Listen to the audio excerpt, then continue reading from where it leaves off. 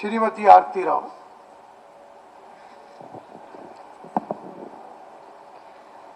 आदरणीय स्पीकर महोदय, लोकसभा में विपक्ष ने नारी शक्ति वंदन अधिनियम को रोककर महिलाओं का अपमान किया है।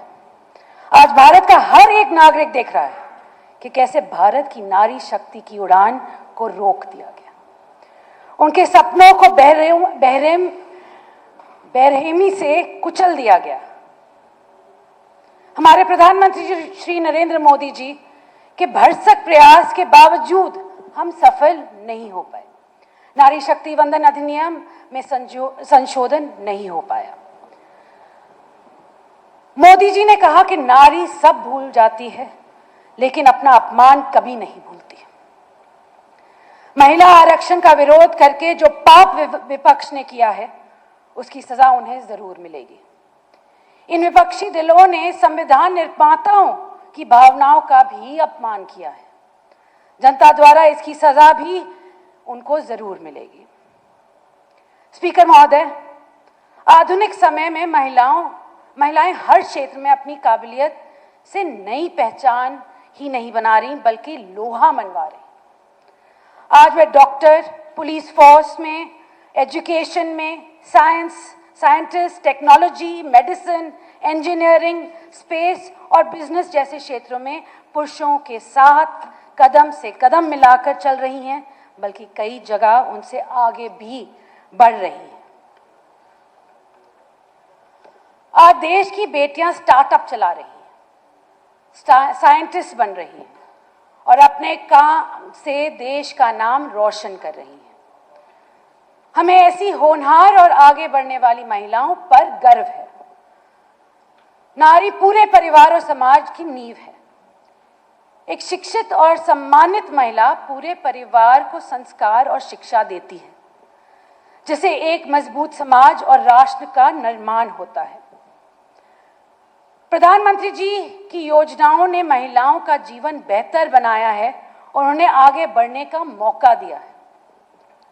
हमारे प्रधानमंत्री श्री नरेंद्र मोदी जी ने महिलाओं के लिए कई योजनाएं शुरू की हैं।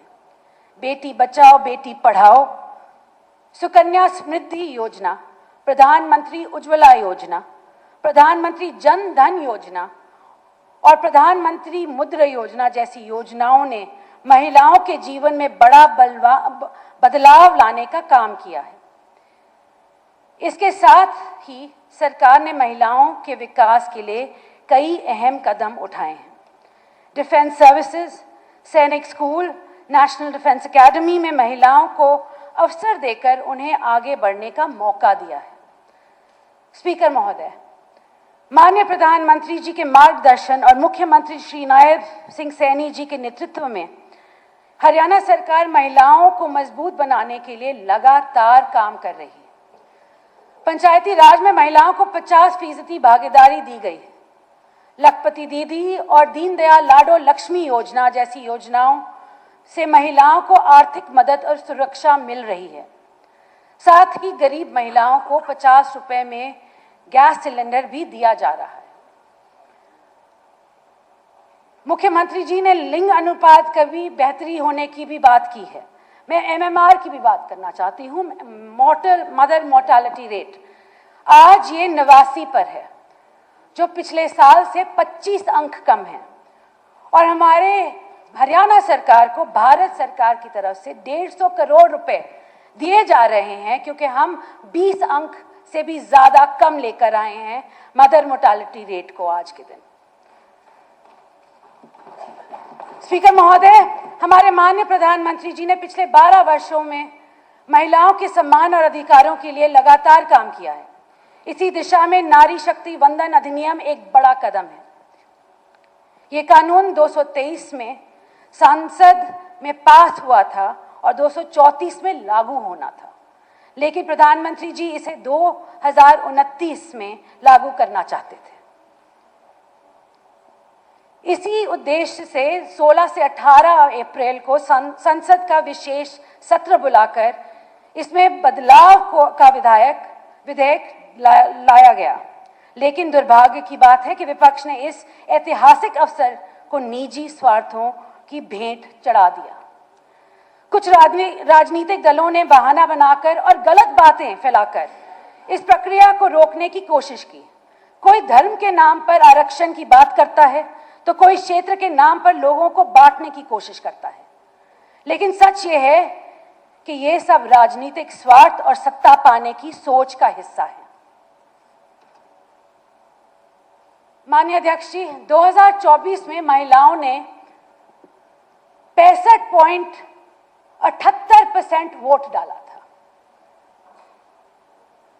आज भी हमारी बेटियां संघर्ष कर रही हैं कि बेटियों की हार, आज भी हमारी बेटियां संघर्ष कर रही हैं, लेकिन बेटियों की हार में लोकतंत्र की जीत कैसे हो सकती है? नारी शक्ति वंदन अधिनियम का विरोध करने वाली पार्टियां क्यों महिलाओं को आगे नहीं बढ़ने देना चाहती? क्योंकि उन्हें डर है कि कहीं उनकी राजनीति खत्म ना हो जाए। विपक्षी पार्टियां सिर्फ झूठ के नारे देती हैं और संविधान को हाथ में लेकर घूमने से, झूठा दिखावा करने से महिलाओं का सम्मान नहीं मिलेगा। मौका आते ही रंग बदलते हैं। पार्टियां महिलाओं की सच्ची हितैषी नहीं हो सकती।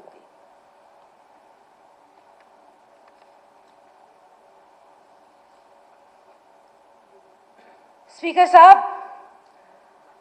अंत में मैं ये देश महिलाओं को पूरा सम्मान देता आया है और लगता है ये दिशा नारी प्रधान है, देश नारी प्रधान है। रामायण काल में त्रेता में भी किसी का नाम लेते हुए या इंट्रोडक्शन करवाते हुए मां के नाम से संबोधित किया जाता था। जैसे कौशल्या पुत्र, कैकेयी पुत्र, उसी प्रकार महाभारत काल में भी संबोधन मां के नाम से ही होता था। कुंती पुत्र, गांधारी पुत्र या देवकी नंदन या देवकी पुत्र, जब इतना सम्मान नारी शक्ति को द्वापर युग में मिल सकता है तो आज क्यों नहीं मिल सकता? मैं मुख्यमंत्री जी का धन्यवाद करना चाहती हूं। आज नारी के सम्मान में ये जो प्रस्ताव लाए हैं, मैं इस प्रस्ताव के बिल्कुल साथ खड़ी और साथ साथ अंत में मैं ये कहना चाहती हूं, स्पीकर साहब, कि the women of our country just don't want participation, they deserve representation। और आज के दिन विरोधी दल के नेता ने ये बोली कि अगर आप महिलाओं का सम्मान करना चाहते हैं, बराबरी देना चाहते हैं, इज्जत ध्यान देना चाहते हैं, न्याय देना चाहते हैं, और अपने परिवार के लोगों का उन्होंने नाम लिया, दादी का, माताओं का, बहनों का। There is a woman behind every successful man, ये कहा। अगर बिहाइंड हो सकती है तो बराबर क्यों नहीं हो सकती? ये आज की लड़ाई है, बराबरी की लड़ाई है। और मैं यही कहना चाहती हूं, यही हमारे प्रधानमंत्री जी लड़ रहे हैं कि महिलाओं को सम्मान मिलना चाहिए, उतनी ही भागीदारी मिलनी चाहिए जितनी पुरुषों को हो। क्योंकि अगर उनके पास पार्टिसिपेशन का हक है तो रिप्रेजेंटेशन का भी उतना ही हक होना चाहिए। बहुत बहुत धन्यवाद।